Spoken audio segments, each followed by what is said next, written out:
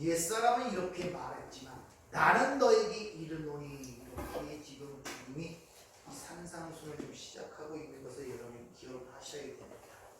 근데 옛사람, 율법 아래에 있던 자들, 인본주의 즉 선악과를 따먹고 선악의 주체가 되어 판단하고 행위를 주장하는 그들은 이렇게 말했지만 나는 너에게 이렇게 이른다는 것입니다. 그러면서 구약의 10계명을 지금 다시 설명하고 있다는 거예요. 구약에도 보면 간음하지 말라, 살인하지 말라 그러는데 뒤에 설명이 붙어 있질 않아요. 그래서 그 당시에는 이 세상에 타락한 인간들의 기준과 판단과 받아들인 그것들, 사람을 죽이지 말라, 어떤 남녀의 성적 더러운 관계를 하지 말라, 그런 말로 알아들었단 말입니다. 근데 의미는 그런 의미가 아님을 가리키기 위해 나는 너에게 이르노니 이렇게 지금 재해석을 하며 지금 말씀하고 있는 것입니다. 여러분이 산상순을 배우면서 제일 중요한 게 뭐냐면 여러분의 패러다임이 깨져야 돼요. 틀이 깨져야 된단 말입니다. 좀 어려운 말로 세계관과 가치관이 변화를 받아야 돼요. 우리가 얼마나 율법적 행위, 다시 말하면 인본주의적 율법의 얽매인지 여러분 아십니까? 한번 이렇게 해줘. 공부하는 아이에게 공부가 인생의 공부가 인생의 전부가 아니야 라고 얘기했을 때 뭐라고 질문하는지 뭐라고 힘들겠습니까? 그럼 공부하라는 소리야, 하지 말라는 소리요? 무슨 소리입니까 여러분? 공부가 인생의 전부가 아니야 이렇게 했을 때 여러분 지금 생각은 판단은 어떻게 지금 그게 받아들이고 있냐는 것이죠. 그럼 공부하지 말라는 소리요? 공부하는 소리요? 이렇게 어떤 말을 던져버리면 인간은 누구나 다 하라는 소리요, 하지 말라는 소리요 듣게 되어 있다는 것입니다. 공부하지 말라 소리입니까? 하라는 소리입니까?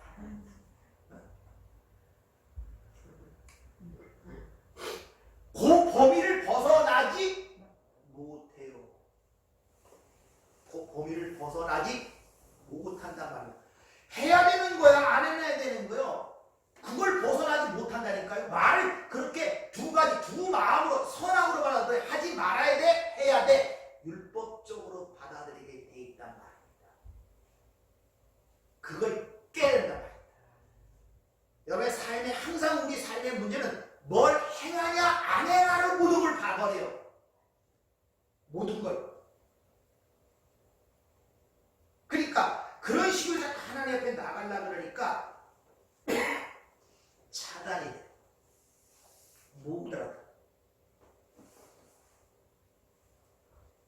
그래서 오늘 본문 말씀도 지금 3주째인가 하고 있는데 어떻게 간음이란 말이 좀 이게 새롭게 들리기 시작합니까? 성경에서 말하는 간음이 이런 뜻이었구나. 내가 고멜이었네. 나는 맨날 간음하러 나가는데 하나님이 맨날 와서 나를 붙잡아오는 거네. 아멘. 여기까지 이해가 되셔야 돼요. 아멘. 거기까지. 아니면 바리새인들처럼 나는 저 간음한 여자, 남녀간의 성적인 지저분하고 타락한 그런 쪽으로 윤리 도덕적 사회 기본적으로 생각하에 나는 저런 일을 안 하고 있는데 나는 그럼 괜찮은 거네. 잘못 알아두고 있다는 것입니다. 이 간음하지 말라는 이 단어가 헬라어가 모이큐라는 이런 단어가 쓰입니다. 근데 이 단어가 히브리어로서 번역된 건데 히브리어로 하면 나하프라는 단어가 쓰여요. 간음하지 말라니 간음하다는 이 단어가 처음으로 어디서 나오냐 하면은 바로 출애굽기 20장 10계명에서 처음 그 간음이라는 단어가 쓰인단 말입니다. 근데 그 히브리 단어는 자음가마다 전부 다 뜻을 갖고 있습니다. 그것을 문자, 나프라는 문자를 이렇게 파자를 하면은 눈, 아랫사람, 아랫세상 또는 규정이라는 의미가 있어요. 그리고 알레포, 그 사람이나 존재 하나님을 뜻하기도 하고, 그리고 페, 입으로 말하다. 아랫세상에서 사람들이 말하는 것, 이런 뜻이 나프다. 아랫세상에서 사람들이 말하는 것, 그걸 간음이라고 히브리 단어로 우리에게 얘기해 주고 있단 말입니다. 그러니까 간음하다는 의미는 성경은 이 아랫사람들이 통하여 전해지는 말, 다시 말하면 왜곡된 말, 곡해된 말, 잘못된 말, 이런 의미를 갖고 있어요. 간음이라는 말이. 그 단어의 사전적 의미를 보면 혼인을 파기하다, 우상 숭배하다, 간음하다 그래요. 그러니까 아랫 세상에서, 이 세상에서 하나님의 말씀이 곡해되어 전해지는 그 상태를 간음하다, 우상 숭배하다, 이런 의미를 갖고 있단 말입니다.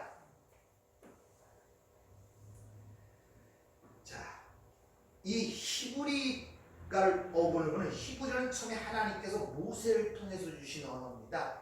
이 모세가 애구방 시대, 애구방 18대 왕조 때 사람이에요. 그 당시에는 애굽에 상형 문자뿐이 없었어요.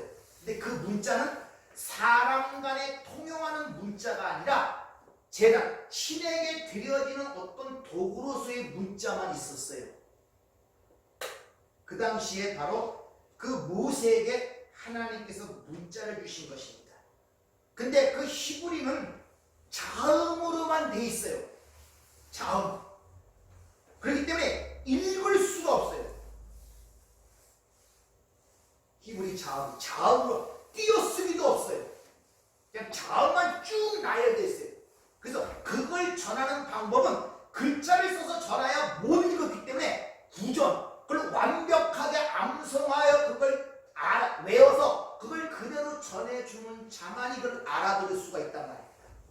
자, 우리가 아이가 엄마라는 말을 배우기 위해서 1000번 이상을 들어야 엄마라는 말이 나온답니다. 그러면 1살, 2살 된 애가 1000번을 들어서 엄마 했을 때 그 아이가 엄마라는 의미를 알겠습니까? 몰라요. 돌 지나갔고 엄마하고 얘기 읽을 때 우리 박수를 치고 엄마 불렀다 그러죠. 근데 그 아이가 그렇게 엄마라고 했을 때 그 아이가 그 엄마의 의미를 알고 있겠냐는 것이죠. 그 아이가 자기가 내뱉은 그 엄마의 말의 의미를 이해하고서는 평생을 살아야 돼요.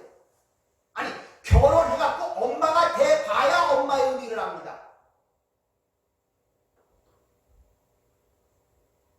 그러니까 히브리는 모음이 없으니까 이것을 전할 수가 없어요. 되게 완벽하게 암송하여 구전으로 전하는 방법밖에 없었단 말입니다. 그런데 이스라엘 백성들이 바벨론 포로로 잡혀가죠. 거기서 70년 동안 그 포로 생활하는 도중에 다 자기의 히브리어를 잃어버려요. 그리고 아람어를 사용하게 됩니다. 그래서 히브리어가 완전히 사장이 되었습니다. 이게 사장된 히브리어를 지금으로부터 주후 7세기경 그때 마소라 학자들이 그 죽은 그 히브리어를 다시 살려내기 위해서 거기에 모음을 만들어낸 거예요. 읽을 수 있도록. 그래야 그 문자를 전해줬을 때 읽을 수가 있잖아요. 뜻은 어떻게 됐든지. 그리고 문법을 만들고 띄어쓰기를 만들어 놨단 말입니다. 그래서 지금 이스라엘 백성들이 히브리어를 쓰거든요. 이스라엘이.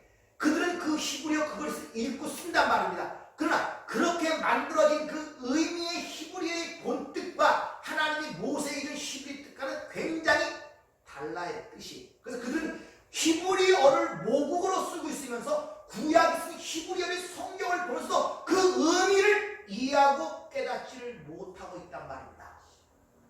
율법적으로 들어버리는 거예요. 법으로. 그러니까 모세에게 십계명을 주셨을 때의 그 의미와 지금 현대에서 이스라엘 백성들이 쓰는 히브리어의 그 의미는 전혀 다른 의미를 전달하고 있다는 것을 여러분이 아셔야 됩니다. 문자는 자꾸 변하지 않습니까? 선생님을 요새 선생이라고 이렇게 이야기하는 애들이 별로 없어요. 쌤이라고 해요. 쌤. 그래서 아마 10세기나 한 몇십 년 지나면 또 개혁 성경이 나오는데 성경의 단어가 굉장히 많이 바뀌어져 번역이 될 것입니다. 지금은 선생이라는 것도 쌤이라는 의미가 되니까 여기도 선생이시여 그 말을 쌤이시여 이렇게 나갈 수가 있단 말입니다. 원래의 의미와 자꾸 퇴색이 되고 변질이 돼가는 거예요. 그래서 원어를 모르면 제대로 해석할 수가 없다는 것입니다.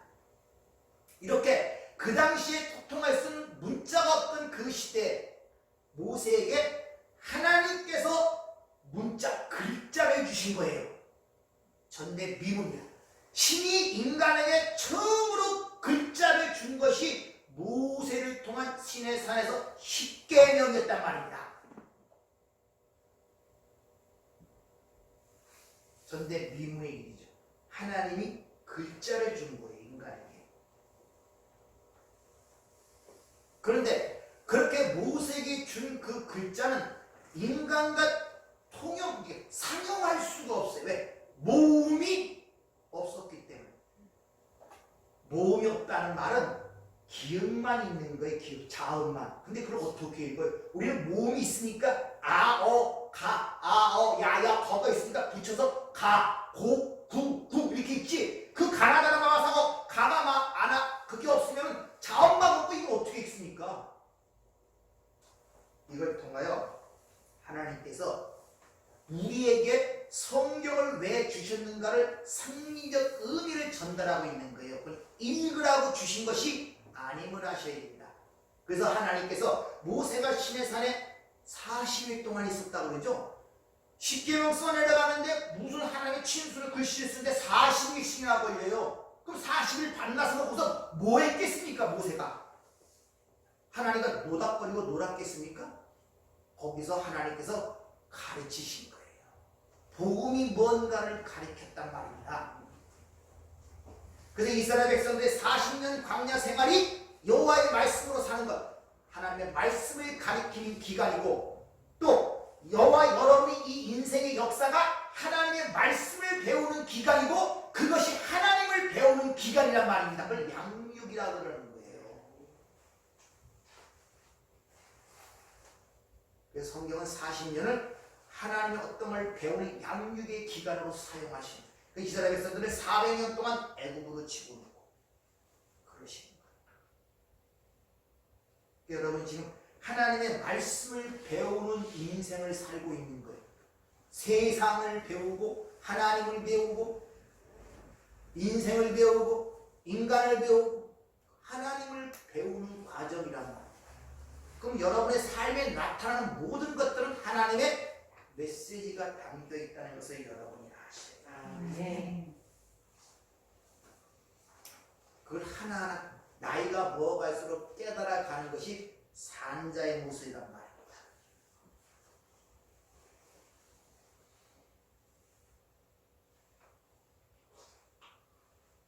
그러니까 읽을 수 없는 말을 그들에게 주었다는 것은 그 말은 그들이 읽고 이해하라고 준 것이 아니라 그 말씀 안에 하나님의 능력과 생기를 담아 인간을 살리는 하나님의 생명으로 주어버린 것입니다. 그러니까 말씀 자체가 생명이라는 거예요. 생명. 그래서 성경은 하나님 나라는 말이 있지 아니하고 능력이 있다고 그러죠. 이 말은 말만 하지 말고 행동을 하라는 말이 아니란 말입니다.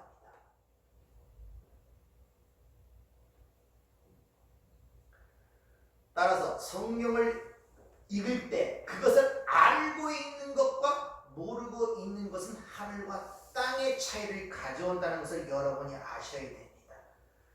따라서 우리에게 준 하나님의 언어라는 것은 인간의 재주와 능력과 힘으로 읽어낼 수가 없고 오직 하나님의 은혜라는 안경을 통해서만이 성령의 조명, 성령의 빛을 비춰서만이 그 뜻을 이해할 수가 있다는 것을 여러분이 아셔야 돼요.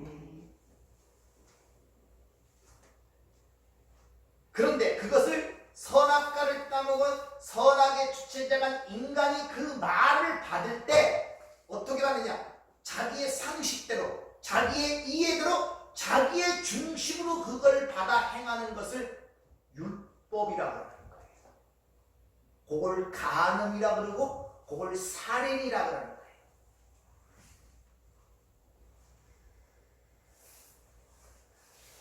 요한복음 1장에 보면 예수가 로고스라고 얘기를 하죠.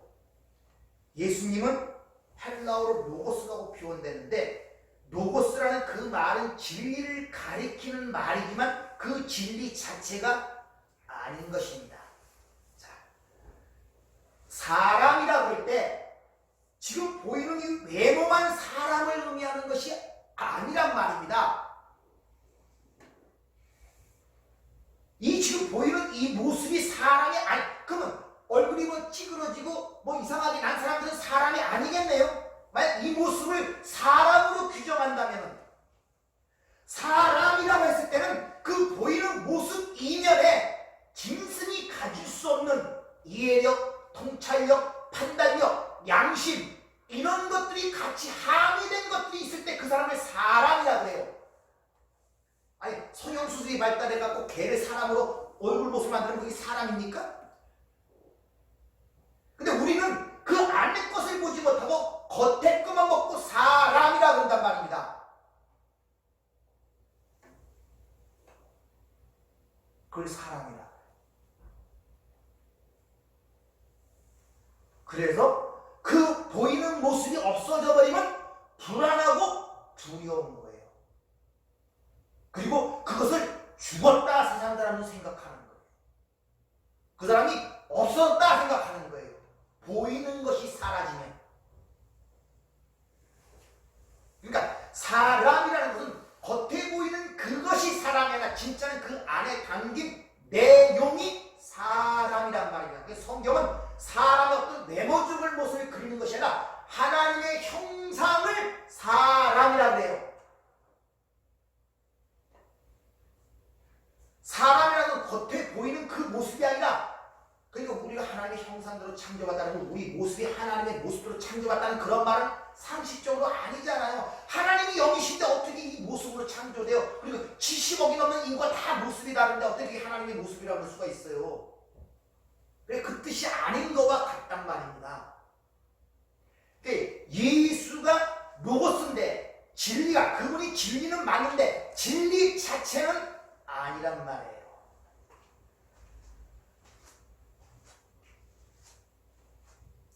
아이 또 눈빛을 보니까 무슨 말을 하는지 잘 못 알아들어. 내가 지금 여러분이 나를 보시는 이 모습 지금 이것이 저 사람이네 그거 맞는 말이에요. 그러나 진짜 그 모습이 사람을 의미하는 것이 아니란 말입니다. 여러분들 여기 똑같은 마네킹이 서 있는데 그것도 사람이라고 했어요. 여러분들 만약 이 모습을 사람이라 그런다면 나와 똑같이 만든 그 사람을 여기 인형을 마네킹을 세워놓고 그것도 사람이라고 했습니까? 아니잖아요. 사람은 짐승간에는 뭔가 생기와 영과 그런 것들이 있단 말입니다. 살아있는 생명력이 있단 말입니다. 예수는 진리인데 진리 자체는 아니란 말입니다. 그래서 로고스라는 말이 거기서 사용되는 거예요. 그래서 성경에서 우리나라 번역 성경은 다 말씀으로 모든 걸 통일돼서 해석이 되는데 헬라어로 보면 구분이 돼서 나타납니다. 하나는 로고스, 하나는 레마. 그래서 구분돼서 그렇게 사용된다는 것을 여러분이 잘 인식을 하셔야 돼요. 구약에도 마찬가지예요.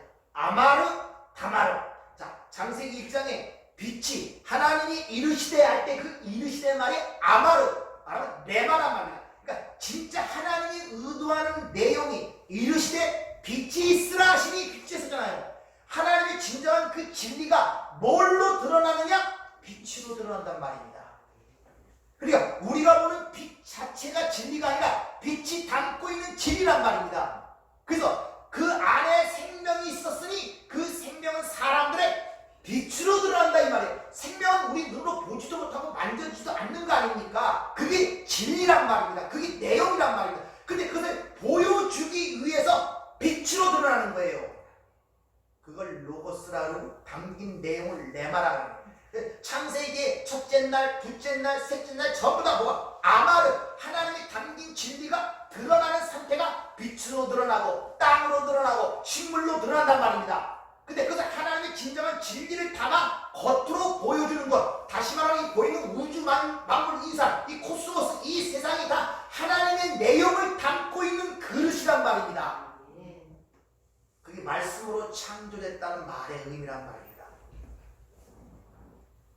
사람, 아담이라는 것은 하나님의 형상을 담고 있는 그릇이란 말입니다. 근데 그것이 훼손이 되어버린 거예요. 그걸 타락이라고 하는 거예요. 그러니까 우리 사람을 볼 때 하나님의 형상을 보지를 못하는 거예요. 그게 타락이 되고 훼손이 됐기 때문에. 그래서 우리는 겉모습만 보고 저기 사람이야. 짐승과 구분도 모습을 보고 짐승이냐 사람이냐 구분하잖아요. 그걸 모르는 사람들이 걔가 사람보다 나아. 사람과 똑같이 해. 사람이라는 게 뭔지 모르기 때문에 겉모습만 보고 그러는 거예요. 행동을 따라하고 뭘 말할 길을 알아듣는 것 같고 하니까.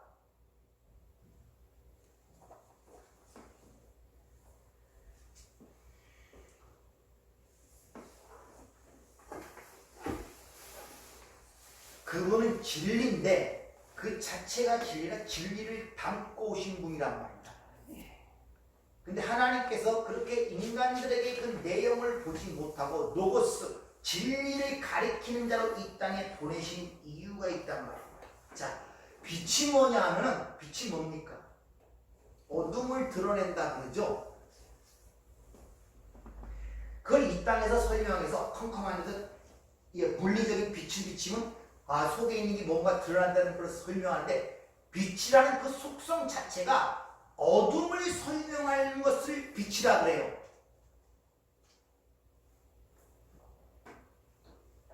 자, 똑같이들 삶들을 살아가고 있어요. 전부 다. 여러 가지 문제를 살아가고 있어요. 똑같이.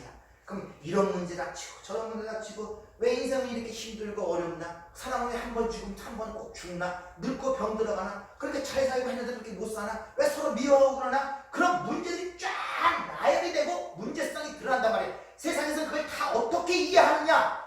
경제적인 문제다, 사회 문제다, 이런저런 문제, 개인의 뭐 문제다, 전부 다 이런 식으로 보이는 것으로 그걸 해석하지만 빛이 있는 사람은 어떻게 하냐? 그게 하나님을 떠난 죄 때문에 그래 라고 그렇게 해석할 줄 아는 그것을 빛이라 그러는 거예요. 어둠을 설명할 수 있단 말입니다. 죽음이 뭔지를 설명할 수 있단 말입니다. 산다는 게 뭔지를 설명할 수 있단 말입니다. 이 세상에 왜 이 모양 이 꼴한지를 설명할 수 있단 말입니다. 어둠을 설명하는 상태를 빛이라 그래요. 그러니까 빛이 어둠 속에 나타날 때는 그들이 빛으로 알아보는 자로 나타나는 것이 아니라 같은 어둠이에요. 이렇게 이중성을 갖고 있단 말입니다. 여러분들이 세상을 그렇게 하나님의 말씀대로 해석하고 보인다 해갖고 사람들 눈에 여러분들이 그들과 다른 여러 빛으로 보입니까? 아니, 똑같은 사람으로 본단 말입니다. 똑같은 세상에 있는 사람으로 본단 말이에요. 똑같이 어둠으로 본단 말입니다. 여러분들. 단지 뭐냐? 어둠 속에 있는 똑같이 어둠이지만 그 어둠을 해석하고 설명해 낼 수 있는 사람, 그가 빛이란 말입니다. 근데 세상에 얘기했지만 세상의 빛이라 그러면 어떻게 생각합니까? 착하고 선해서 사람들로부터 칭찬과 어떤 박수를 받고 세상에 영향을 끼쳐서 본받을 만한 사람으로 살아가는 것이 빛처럼 살아라 이렇게 알아듣잖아요. 그러니까 산상수훈에서 다시 한번 쭉 읽어보세요. 여러분이 여기서 이 산상 하나님의 산에서 친히 입을 열어 나는 너에게 기도 이렇게 말씀하잖아요. 그걸 통해 여러분이 기존 갖고 있는 패러다임이 깨져야 돼. 깨져야 되지. 그래야 나머지 성경들이 제대로 이해가 되지. 아니면 전부 다 율법을 해야 돼? 안 해야 돼? 기도해야 돼? 안 해야 돼? 예배를 해야 돼? 안 해야 돼? 놀러 가야 돼? 참석해야 돼? 전부 다 거기에 엉묶여 있단 말입니다. 그러니까 하나님의 은혜를 이야기하면 어떻게 받아들이냐? 그건 뭐 안 해도 되겠네. 전도 안 해도 되고 뭐 교회 안 나가도 되겠네. 다 은혜로 되는 건데 여기 뭡니까? 여기 율법주의. 전부 다 그렇게 받아들여요. 얘기를 해버리면. 해야 되느냐? 안 해야 되느냐? 우리 삶 전체가 거기에 얽매여 있단 말입니다. 자유가 없어요. 항상 해야 되느냐 안 해야 되는 갈등과 속에 의문이 그 안에 있단 말입니다.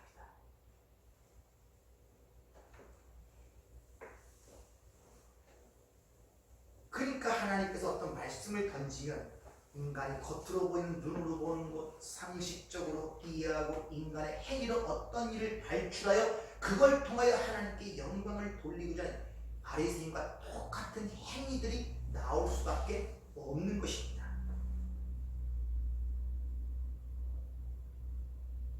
그 장면을 통합적으로 보여주는 게 바로 요한복음 8장 현장에서 가늠하다 잡힌 여인을 데리고 와서 예수님께서 율법을 주장하면서 예수님께서 돌로 칠하고 돌에 손을 잡고 죽이려는 그 모습이 요한복음 8장의 기록, 그 모습이란 말이에요. 겉으로 보이는 가늠을 생각하는 행위적으로, 그러니까 현장에서 잡히는 현장에서 가늠한 여인이에요. 행함으로 모든 걸 판단하는 자들은 자신이 가늠한 자를 물고 반드시 그들을 죽이려고 돌을 쥐고 찾아온단 말입니다. 근데 거기서 하나님께서, 예수님께서 그들이 가늠한 자임을 폭로시키잖아요. 그래서 다 도망가잖아요.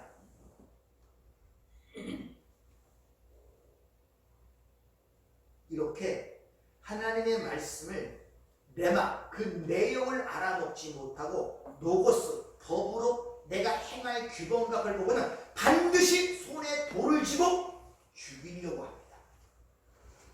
남을 탓하고 남을 비난하고 남을 정죄하게 돼 있어요. 자기가 그런 줄 모르고. 그런데 그렇게 우리의 보이지 않는 실상을 예수가 드러내죠? 그러면 드러내는 그 자를 죽이려고 해요. 자, 잘 들어보세요. 내가 사무엘 사진을 몇 찍어줍니다. 그럼 자기가 찍힌 사진을 보고 자기 생각에 못생긴 것들은 지워버리래요. 여러분도 그러죠? 지워버려요. 아니 그 찍힌 모습이 누구 겁니까? 자기 모습인데 그걸 지워버려요. 자기 보기에 싫단 말이에요. 이게 율법주의란 말입니다. 나의 싫은 모습을 보기 싫어요. 예수를 왜 죽이냐? 그것 때문에 그런 거예요. 그래서 인간들이 페인트를 하는, 화장을 하고 성형수술을 하는 것입니다. 그게 난데 자기의 실제적인 모습을 보이기를 싫어하는 거예요. 또 이런 말을 하면 속으로 이렇게, 그럼 화장하지 말라 소리입니까? 그러니까 하지 말라 하지 하라 이런 소리 자꾸 줘요. 이것을 그 주는 의미와 그 가르침이 뭔지를 모른단 말입니다. 그럼 목사님도 화장하지 말라 소리예요? 이렇게 알아듣는다니까요. 여러분 지금 어떻게 알아듣고 있습니까? 화장하지 말라 소리입니까? 하라 소리입니까? 거기서 벗어나라. 네? 거기서 벗어나. 무슨 소리예요? 그럼 제가 하는 말이 지금 어떻게 알아듣고 있어요, 여러분? 이런 말씀을 드리면 그럼 목사님 화장하지 말고 쌩얼로 댕기라 소리입니까? 아니면 화장할 소리니까 무슨 소리예요?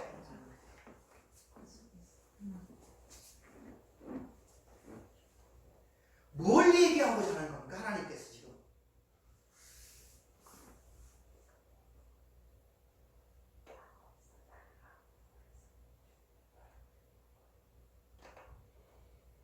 전부 다 그렇게 알아요. 왜?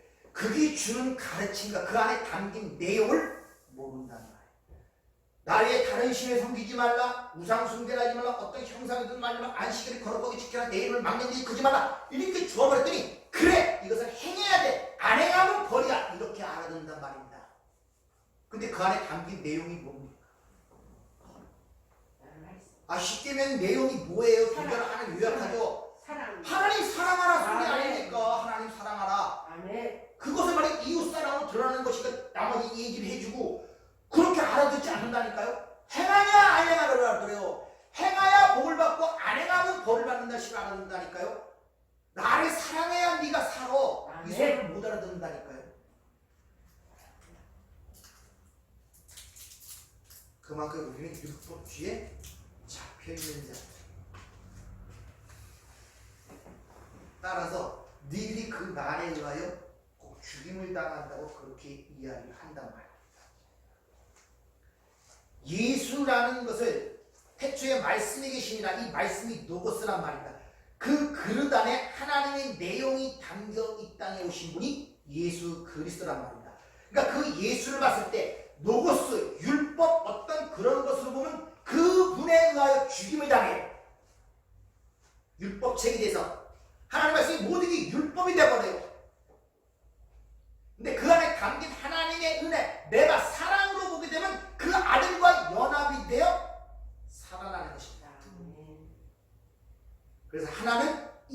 신분 증서가 되고 성경이 또 하나는 혼인 증서가 되는 거예요. 어떻게 보냐에 따라서.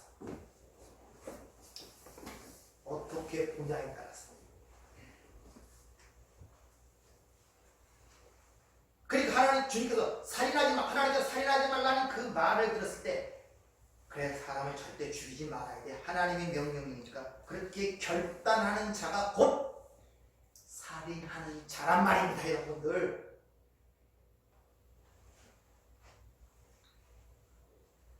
왜? 성경은 우리에게 주어질 때 우리가 지켜내야 할 선악 체계 속에서 의무사항으로 주어진 것이 아니라 그 안에서 예수를 읽어내도록 주었단 말입니다.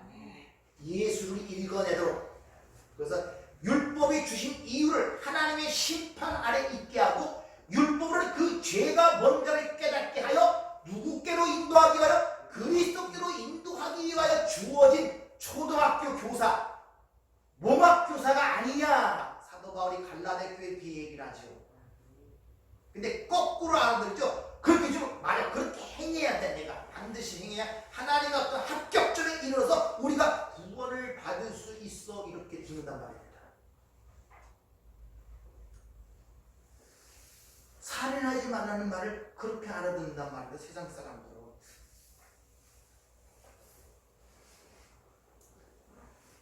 따라서 말씀을 계속적으로 법으로만 이해하고 무엇을 하고 안 하고에 관심을 갖게 된 자들, 포도나무에서 떨어진 가지라 그러고 그 결국이 불못에 던져진다고 하는 것이 바로 포도나무와 가지의 비유란 말입니다.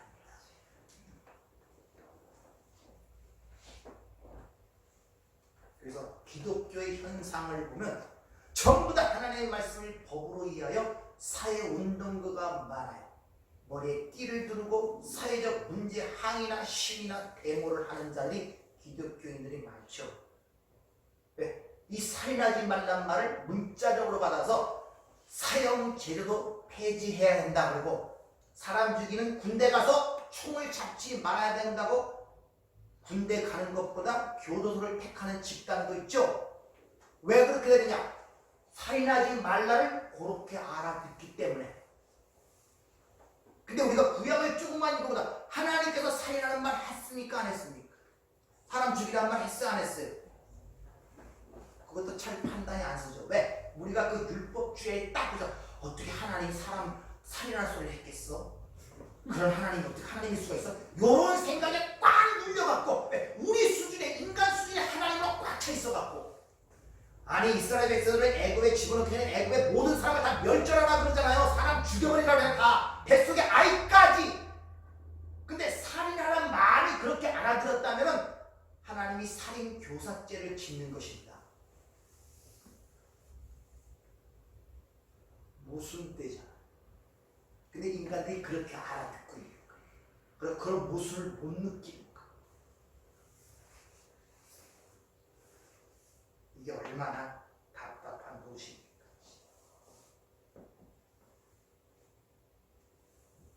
그러니까 하나님의 은혜를 얘기하고 구원에 대한 은혜를 계속 얘기하면 점점 우리 마음속에는 아무것도 하지 않아도 되겠네. 전부 다 그렇게 알아듣는다니까요. 해도 되고 안 해도 되는 식으로. 그리고 내가 해야 할 것을 안 하는 것을 자유라고 생각하고 있는 거예요. 그 죄는 의미가 뭔지 모르는 거예요. 뭘 가르치는지 모르는 거예요. 그거에 통해서. 왜? 어쩔 수가 없어요. 선악과를 따먹고 선악 체계 안에서 선악의 주체자가 된 인간은 하나님의 말씀 받을 때 다 그렇게 율법적으로 알아들을 수밖에 없습니다. 두 가지로 해야 돼, 안 해야 돼. 이것이 선이고 이것이 악이구나. 그렇게밖에 받아들이지를 못한다는 것입니다. 이게 선악 체계 아래에 있는 자들의 특징이라는 것입니다. 그래서 항상 여러분의 삶을 보면 무엇을 하고 안 하고에만 모든 관심이 있어요.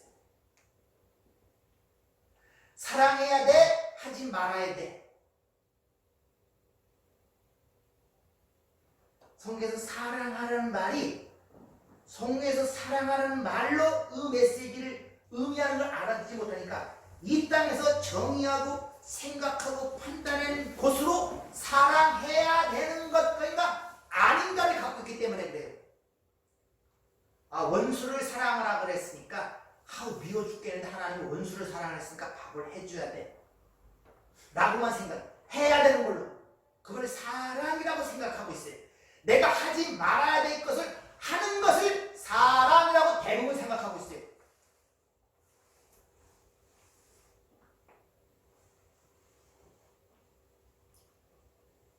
그래서 거기서 묶여 있는 거예요. 그리고 해야 될 것으로 알아듣는 것을 안 하면 곧 죄의식을 느끼게 되고 죄책감이 오게 되고 큰 벌을 받는 것 같고 아직도 율법에서 벗어나지 못했어요. 죄와 율법에서 너는 사망의 법에서 해방되었다고 하나님이 선언했음에도 불구하고 따라서 하나님의 말씀을 로고스로 법으로 규례로 받게 되면 항상 그런 문제가 발생이 된단 말입니다. 그런 문제가 내 말로 받게 되는 그런 문제가 발생이 되지 않아요. 좀 쉽게 예를 들죠. 우리 간수가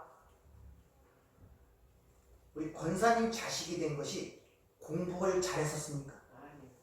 착해서 자식 됐습니까? 그럼 교도소에 가면 자식 아니겠네? 그래도 자식입니다. 나쁜 이라면 자식 아니겠네? 그 하나님이 자녀가 되고 안 자녀가 되는 것을 어떻게 그렇게 생각하십니까? 착하고 선해야 하나님의 자식이 되고 어떤 규례를 잘 지켜야 하나님의 자식이 되고 내가 구원받고 안 받고를 그런 식으로 생각해요.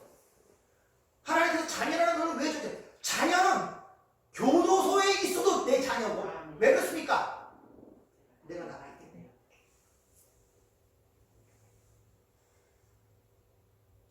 근데 세상에서 그걸 가르치는데 자식과 부모의 관계나 가정의 결혼 관계 그걸 통해 가르치는데 거기서 그걸 보지 못하니까 하나님과 관계에서는 그렇게 생각 안 해요. 내가 좀 잘못하면 하나님의 자식이 아닌 것 같고 잘하면 뭔가 칭찬받을 하나님.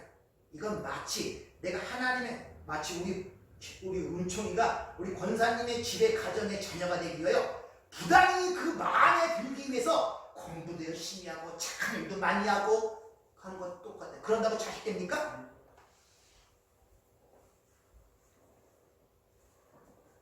믿음으로 의롭다함을 얻었다 하는 그 말은 너희가 의롭게 살라는 명령이 아니라 선언이에요. 그래서 죄의 문제는 어떤 행위의 문제가 아니라 뭐의 문제가 말씀드렸습니까? 근원적이고 존재론적인 문제란 말입니다. 너는 내 아들이라 하는 것은 선언의 문제고 본질적인 근원적인 문제지 인간의 행위를 떠난 문제란 말입니다. 여러분들.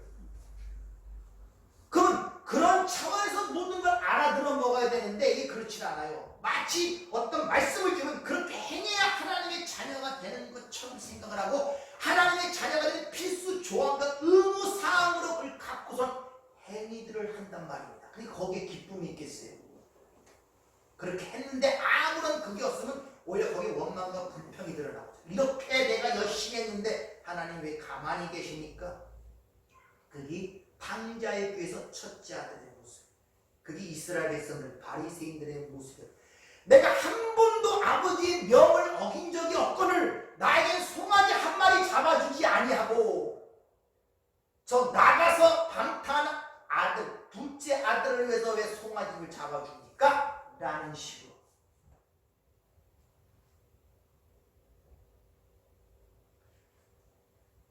내 것이 다 내 것이거늘 이렇게 얘기하죠. 한 번도 아버지 것이 내 것이라고 생각한 적이 이 첫째 아들은 없었어요. 그러니까 아버지께 충성되이 일하고 명령을 거스르지 않고 열심히 아버지를 떠나고 그 옆에 있었던 이유는 그 재물을 차지하기 위해서. 그런 사람들이 외부에서 볼 때는 착하고 칭찬받고 박수받을 사람이에요. 반대로 둘째 탕자는 비난과 수치와 조롱을 받으죠. 근데 아버지가 원하는 것은 둘째 아들.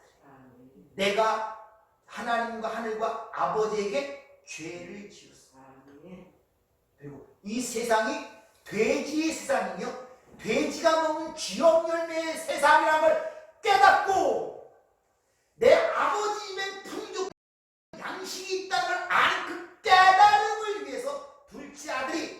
집을 떠나도록 허락하신 거란 말이에요. 아멘. 그걸 원하는 거예요. 아멘.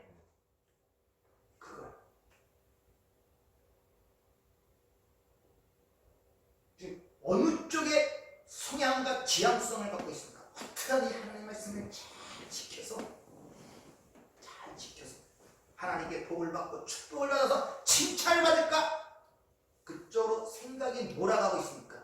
아니면 내가 사는 세상과 내 자신의 실체를 깨닫고 나에게 부어진 그 은혜와 사랑이 얼마나 큰지를 알아. 내가 아버지께 죄를 지었었는데 나를 품꾼의 하나로만 좀 보옵소서.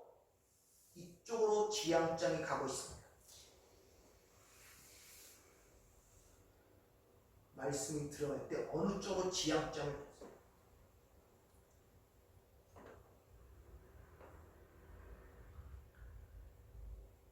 그러니까 무엇을 하고 안 하고의 율법적 사고에 잡힌 자는 절대 그 마음에 쉼과 안식이 없어요.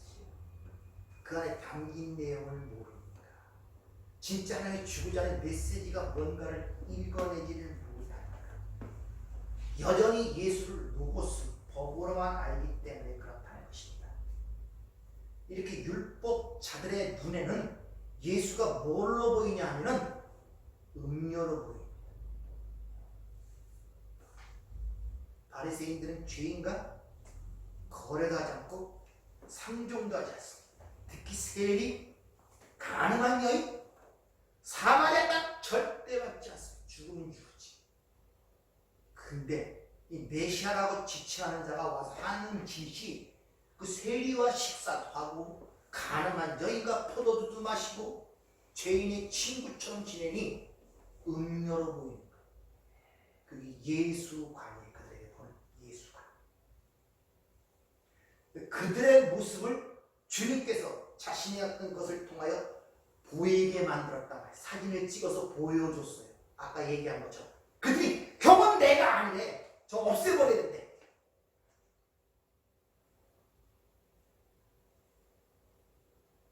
그것이 계시록 17장에 있는 짐승을 탄 음녀의 모습으로 상징적으로 보여주었단 말이에요. 그 예수의 얘기는 또한 누구의 얘기다? 나의 예수 안에 나 있고 나 안에 예수 있기 때문에 그게 생명책에 기록된 자라고 그랬죠. 예수의 얘기야 누구의 얘기다? 내 얘기로 알아먹어야 돼요. 네. 다시 한번 그 내용을 전체로 한번 읽어보고 싶다고 했는데 모르지만 1절부터 6절까지 내용 한번 잘 들어보세요. 어떤 모습으로 성령을 뽑아서 그것이 어떤 실체를 보일까를 얘기해 주는데 또 7 대접을 가진 7 천사 중 하나가 와서 내게 말하여 이르되 이리로 오라. 많은 물이 앉은 큰 음녀가 받을 심판을 내게 보이리라. 땅의 임금들도 그와 더불어 음행하였고 땅에 사는 자들도 그 음행의 포도주에 취하였다 하고 곧 성령으로 나를 데리고 광야로 가니라. 내가 보니 여자가 붉은 빛 짐승을 탔는데 그 짐승의 몸에 하나님을 모독하는 이름들이 가득하고 7 머리와 10 뿔이 있으며 그 여자는 자줏빛과 붉은빛 옷을 입고 금과 보석과 진주로 꾸미고 손에 금장을 가졌는데 가증한 물건과 그의 음행에 더러운 것들이 가득하더라. 그의 이마에 이름이 기록되었으니 비밀이라. 큰 바벨론이라. 땅의 음녀들과 가증한 것들의 어미라 하였더라. 또 내가 보매 이 여자가 성도들의 피와 예수의 증인들의 피에 취한지라. 내가 그 여자를 보고 놀랍게 여기고 크게 놀랍게 여기니 천사가 이르되 왜 놀랍게 여기느냐. 7 대접, 7 인, 7 나팔, 7 대접이 나오죠. 세 가지 재앙인데 거기는 하나님의 7 인은 재앙이 4분의 1이 행해집니다. 아직도 여유가 있어요. 근데 7 나팔은 경고행에서 3분의 1이 장악이 됩니다. 마지막 세 번째 장 7 대접은 완전히 멸절입니다. 마지막 심판에게 그래서 7 대접 마지막 심판하기 전에 그걸 행하는 천사가 와서 이야기를 하는 것입니다. 자, 많은 물이 앉은 큰 음녀 받을 심판을 내게 보이라. 근데 그 음녀의 모습이 어떠냐? 땅의 임금들과 더불어 음행하고 땅의 임금은 세상에 힘이 있고 그 하나님을 떠나 왕처럼 살려는 그 모든 걸 통칭하는 거예요. 그들과 더불어 음행하였고 땅에 사는 자들도 그 음행의 포도주에 취했다고. 근데 그 모습을 어떻게 설명하기 위해서 성령께서 그 누구? 요한을 광야로 이끌어갑니다. 의도적으로 그래요.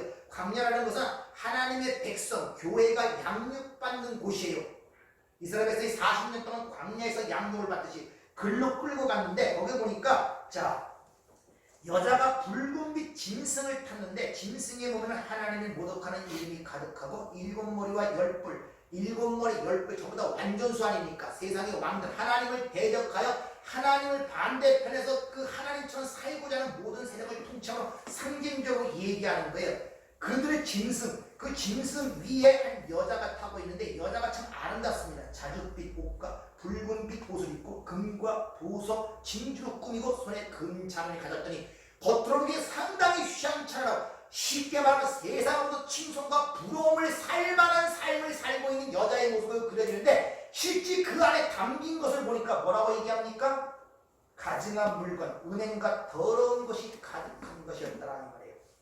그리고 그 이마에 이름이 기록되어 있는데 그는 비밀을 한 다음에 잠깐 상징적으로 보여줄 큰 바벨론이라. 바벨론은 이미 창세기 11장부터 멸망받은 이 세상을 통칭하여 그죠. 이게 18장에 가면 그 바벨론이 멸망당한 모습으로 드러난단 말입니다. 그러면서 땅의 음녀들과 가증한 것들의 어미라. 그러니까 모든 음행한 자들의 대표로 지금 그 여자가 지금 드러나고 있단 말이죠. 근데 그 여자가 성도의 피와 예수의 증인의 피에 취했다 그래요. 무슨 말입니까? 이들은 예수의 십자가의 피, 죽음의 피, 즉 그것을 요구한단 말입니다. 우리의 십자가의 삶을 요구하는 자가 이 음녀란 말입니다. 근데 이 음녀가 누구라 그랬습니까? 네? 예수님이 십자가에서 죽은 게 누구 때문에 누굴 대신하여? 그럼 예수님이 죄인으로 죽으신 거네요. 그럼 여기 음녀가 누구겠습니까? 예수님이 하기는 힘들죠. 예수님과 연합이 되어 있다면서요. 그럼 예수님 따로 죽고 나 따로 죽습니까? 바로 그런 문제 속에서 여러분들이 아주 이 세상적인 윤리 도덕적 선악관에 꽉 잡혀 있다니까요. 어찌 예수님을 음녀라고 상징성을 갖고 메시지를 전하고 있다니까요. 자꾸 어떤 윤곽에 나왔고 성적 더럽고 취약한 그것으로 사는 걸 생각하지 말라니까요. 그걸 음녀라고 생각하지 말라니까요. 그걸 생각하니까 어떻게 예수님을 윤곽에 가서 창리와 같은 하룻밤을 자는 그런 사람을 생각할 수가 있어? 절대 그럴 수가 없지. 바들바들 뜨는 거예요. 참, 이 인간의 한계라니까. 그래도 잘 나와. 그러니까 예수님은 항상 거룩하고 우리가 생각하는 성경이 거룩하는 얘기가 아니라 세상이 생각하는 거룩함으로 항상 봐요. 때도 묻지 않냐고 그냥 윤곽에도 가자. 근데 성경이 가능한 여인가 포도주 맛있다고 그러고 세리와도 밥 먹었다고 얘기하잖아요. 그러니까 우리가 생각하는 거룩의 개념을 갖고 윤리 도덕적으로 아무 흠도 없고 착한 일만 하고 좋은 얘기만 하고 남한테 나쁜 일 하고 그런 사람으로만 딱 규정을 시켜놓고 거기서 조금 어긋나는 것은 큰 하나님에 대한 모독처럼 생각하며 그것이 경건인 것처럼 거룩인 것처럼 예수를 잘 믿는 것처럼 스스로 치장을 하고 살고 있다니까요. 자유가 없어요. 성경을 보면서. 그러니까 그런 내용들은 다 빼놓고 있는 거예요. 무조건.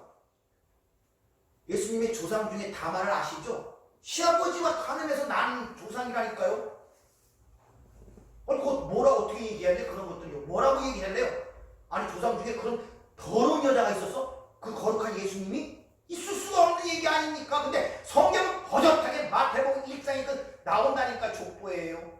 제발 좀 그런 세상적인 것을 좀 떠나서 하나님의 말씀을 열어놓고 두시기 바랍니다. 네. 여러분 이 땅에 배운 윤리도덕을 다 포함시고 어린아이와 같은 마음으로 이 땅 받으시란 말입니다. 네. 그게 되지 않으니까 하나님의 말씀이 전부 다 어긋나.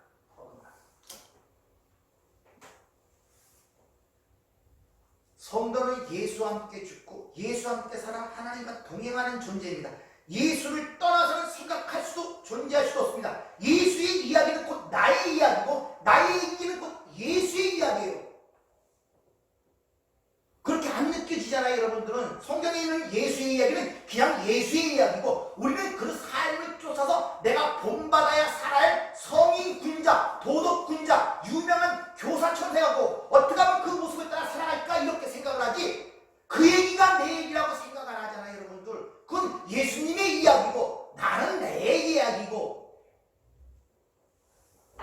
이렇게 생각들을 하시니까 경이, 별리가, 분리가 되어 있는 거예요. 그러니까 밀착되지 못하니까 친밀감이 없어요. 그냥 종교상에서 부르는 한 단어, 한 신의 이름 정도만 생각하고 있어요.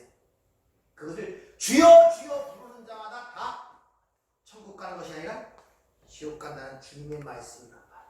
먼저 뭘로 주여를 부르는 거. 자기 생각 속에서. 잘 생각해 보세요. 예수님은 누가 보내셨습니까? 그분이 예수가 된 것은 이 땅에 와서 착한 일하고 선한 일하고 가난한 자를 돕고 해서 예수가 된 것이 아니라 원래부터 예수였다니까요.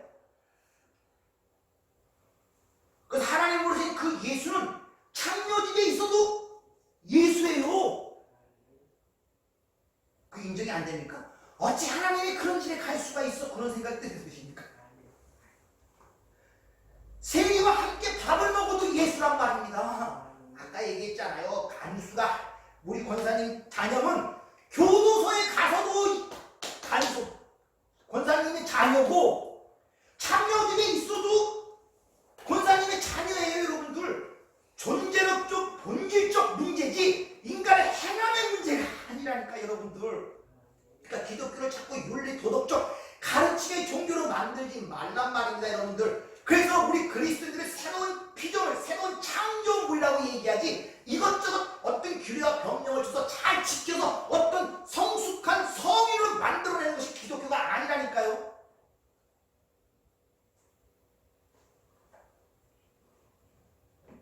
그러니까 하나님이 나를 통해 행하신 일이 무언가를 알아야 된단 말입니다. 그것을 여러분들 내가 무엇을 행하려고 하지 말고 그걸 알아먹었을 때 내가 그쪽으로 나가는 것입니다. 하나님의 부모의 사랑을 진정으로 깨달았을 때 부모의 진정한 효도가 나오는 건 마찬가지란 말입니다. 그걸 깨닫지 못하면 모든 효도는 뭐를 위해서? 재산을 위해서, 내 유익을 위해서 하는 거예요. 그래서 하나님은 내가 사랑을 먼저 하려고 제가 힘이 튀도록 여러분들에게 말씀을 드렸단 말이에요. 그러니까 예수님은 어디 있어도 예수님이에요. 근데 율법의 눈에서는 절대 그는 예수일 수가 없어요. 어떻게 창녀집에 있냔 말입니다. 어떻게 세리와 함께 밥을 먹냔 말이에요. 여러분도 그런 눈을 갖고 있잖아요. 어떻게 예수 믿는 사람이 저런 일을 할 수가 있어? 용납이 안 되죠. 관용이 안 돼. 어떻게 하나님 믿는 사람들이 그런 일을 할 수가 있어? 관용이 안 돼요. 그런데 하나님께서 실상은 이 모습이 이 모습이야. 그 사건을 그 앞에 딱 드러내고 그걸 깨닫는 자는 두 가지가 들어가는데 떠나버리든지 그 앞에 아이고 내가 죄인입니다. 내가 당신 예수 아니면 살 수가 없습니다를 깨닫고. 그래서 한 여인은 예수를 떠나면 죽는 걸 알기 때문에 예수 앞에 있던 거고 나머지 진짜 가난한 자들은 세상 속으로 떠나서 숨는 거예요. 삭제시키려고. 이게 삭제가 됩니까? 내 모습이 사진 찍혔는데 그 내가 보기에 못난 사진하고 없앤다고 내가 없어지는 말이에요. 근데 인간들은 그런 일을 계속적으로 행한다니까요. 내 모습이 없어지는 줄 알고. 그리고 거기에 바로 하나님의 말씀이라는 법으로 치장을 해버리는 거예요. 이 율법주의란 말입니다. 구원은 행함의 문제가 아니라 존재 문제, 본질적인 문제. 그래서 거듭나지 아니하면 볼수도 들어갈 수 없다고 단호하게 얘기하는 것입니다. 태어남과 출생의 문제가 여러분 마음대로 됩니까? 왜 똑똑하다고 다시 태어납니까? 이전에 부경을 갖고 있다 다시 태어납니까? 재능이 많다고 다시 태어납니까? 선한 일을 많이 한다고 다시 태어납니까? 근데 아직도 왜 그 속에서 그런 관점으로 모든 걸 하나님의 말씀을 보고 이해하려고 노력하냔 말이에요.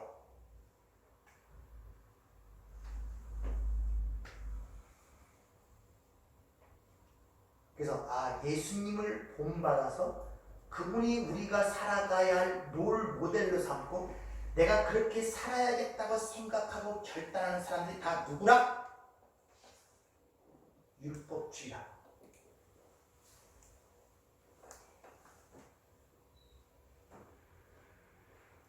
잘 이해가 안 되죠?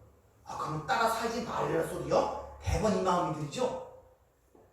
행하냐 아니야의 틀에 꽉 잡혔어요. 그 던지는 그 메시지가 던지는 말 던지면 우리는 그렇게 돼 있어요. 그래서 하나님께서 로고스로 저어버린 거예요. 왜? 허락된 자에게만 눈을 열어 내 말로 볼 수 있도록. 아멘. 허락된 자에게만. 그래서 마태복음 14장 천국 비유를 할 때 비유로 말씀하시고 이거는 허락된 자에게만의 그 비유의 의미를 이해할 수 있다고 그러죠. 그래서 여러분들이 말씀을 들을 때 성령을 의지하고 성령을 통해서 보게 해달라고 기도하라고 말씀을 드린 이유가 거기 있단 말이에요. 마귀를 또 다른 말로 뭐라고 얘기합니까? 참소하는 자라고 하죠. 하나님께 뭘 갖고 참소하겠습니까? 네? 율법을 갖고 참소해. 법이 없으면 죄가 없단 말입니다. 율법을 갖고.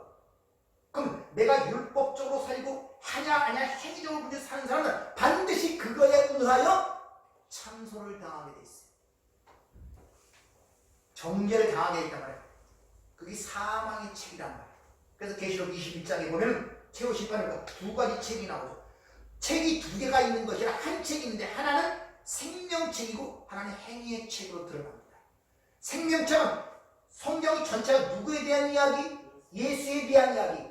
또 다른 말로 예수와 연합된 누구에 대한 이야기? 나에 대한 이야기로 아는 자들은 생명책에 농명된 자고 그것을 내가 해야 되느냐 안 해야 되느냐 율법으로 받은 행위의 책으로 받은 자는 그것에 의하여 죽임을 당하는 거예요.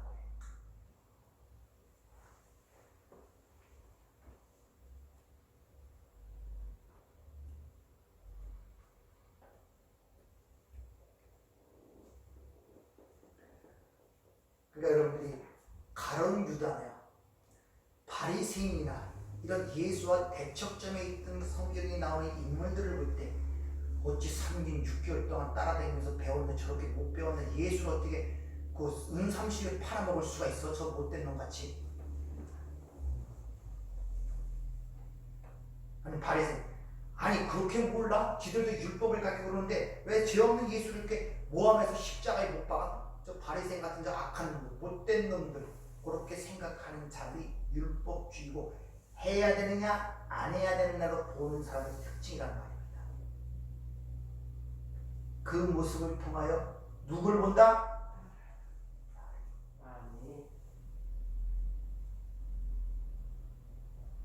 다시 말해 하나님께서 여러분의 실체를 보이게 다양한 방면으로 사진을 찍어서 보입니다. 뒷모습, 앞모습, 윗모습, 옆모습 찍어서 딱 보일 때 율법주의자들은 내가 맞지 않는 것을 볼 때 저거 나가 아니야? 삭제. 난 예쁘게 보이지 않아? 저거 삭제. 그것이 율법주의란 말이다. 그러나 내가 보기에 너무 추한 그 모습이 이게 바로 내 모습이구나. 내가 이렇게 늙어가는구나. 어쩔 수가 없구나. 이것도 이런 모습도 있네 하고 받아들이는 자가 제대로 보이는 거란 말이야. 여러분의 삶을 통하여 모든 걸 그런 것들을 여러분에게 지금 제시하고 보이고 있는데 항상 우리는 해야 되느냐 안 해야 되느냐 율법적으로 보게 되는 거예요. 그러니까 삶이 항상 갈등이 생겨. 남편을 사랑해야 돼야 사랑하지 말아야 돼. 성경에서 남편을 뭐라고 그랬습니까? 성경에서 말하는 남편, 남자를 뭐라고 그랬습니까? 카톡에 내가 써서 보냈잖아요. 성경에서 남자, 신랑 뭘 의미하는 것이고 여자는 뭘 의미하는 것이다. 그게 이해가 되지 않으니 남자를 세상의 남자, 성적으로 보는 세상 생각하는 남편으로 보는 거기다 하나님의 말씀도 사랑하라는 말을 세상으로 보는 좋아할 수가 없죠. 절대 좋아할 수 없어요. 속에서 이것들을 어떻게 좋아합니까? 그러니까 밥 이렇게 해주는 것도 그 사람이 살이 되게 주는 것이 아니라 속에 독을 볶고 주는 거. 뭐 사모님 채우는 거 보면 그런 것들 채우는 거 시인이 걱정입니다. 이게 우리의 실체란 말입니다, 여러분들. 그렇게 못 봐요, 우리가. 그러니까 하나님이 눈을 열고 성령께서 조명을 통해 열어주시지 않으면 보지를 못해. 항상 하나님의 행위에 묶여있기 때문에 삶의 쉼과 삶의 안식이 없어요. 자유함이 없어요. 뭐든지 볼 때 해야 돼, 말아야 돼로 판단이 된단 말이에요. 여러분의 행위는 중요한 것이 아닙니다. 아멘. 그것 통하여 하나님이 가르치는 메시지, 담긴 내용이 중요하단 말이에요. 아멘. 그것을 우리에게 일러주는 것입니다. 오늘은 여기까지만 하고